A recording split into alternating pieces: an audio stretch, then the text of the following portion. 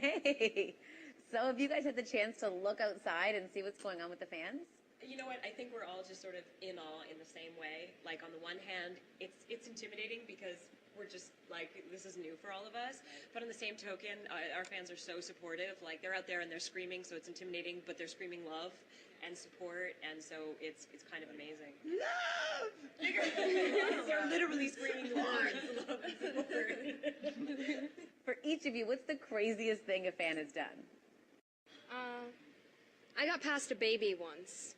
Yeah, a woman who was like a Twi mom handed me a child and asked me if I could bring the child around to my cast members and have everyone say hello. What, like to sign? Yeah, Just to say hello.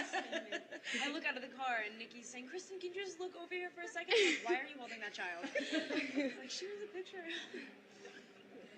I'm sure Rob has many stories for you. I had a weird thing the other day where there were these 4 girls in Chicago, I think, who'd all at one of these signing things, and they'd all scratch their necks like that, like until it bled. When they came up can you hear me? When they came up to the signing thing, they all had these bleeding scabs. I feel like this is a good opportunity for me to tell you. Bleeding. Kristen and I had quite a few little girls come up to us and let us know that they will be marrying you, but their mom says they need to wait till they're 21. So you know. See, these mothers always getting in the way. So the movie hasn't even come out yet. Do you guys feel the pressure from the fans? Hopefully, you know, it's like when we have to do these Q&As and things. People just keep screaming the whole time. So hopefully, people will just scream the whole way through the movie, and like they won't even notice. But yeah, no, it does make it very nerve-wracking. Anything to do with hype is, you know, especially when it's no one's controlling it, and it kind of feeds itself as well. The more hype there is, the more other people hype it and question it and stuff. So it's quite frightening. Let's go back to the actual making of the film. It was cold and wet and rainy, I understand. We had to be prepared for every scene on the schedule, basically, because we never knew what we were going to have to do in the days. You know.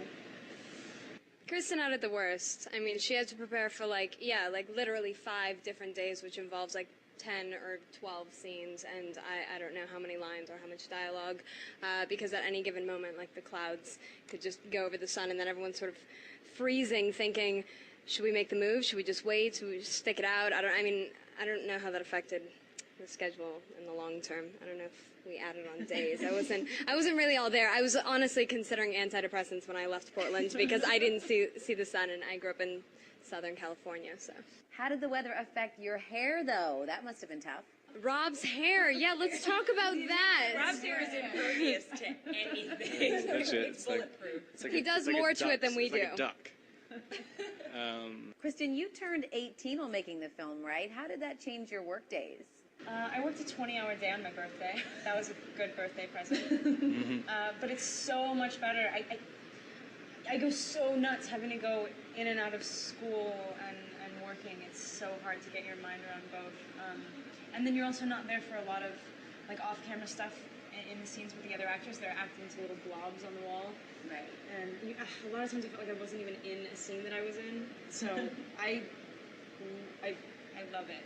It's great. I heard you guys had an interesting audition. Do you want to tell me about that? You know, the audition was, it was nice because he was literally the last guy to come in. And I was just thinking, you know, they asked me what I thought, and I was just thinking, okay, I really don't have any thoughts, and that is the worst. I was so ready to just be like, yo, I'm going to be terrible in this movie unless we find somebody that can, you know. So I was very excited. What was it about him? What did he have that was it? Tell him. You know, he didn't look like he was just totally preoccupied with looking good. He looked He terrified. looked really bad. He looked really... He's sort of also, like, incapable of lying, which sometimes works to his advantage and sometimes not at all. But in that When case, doesn't it work? did. Buddy?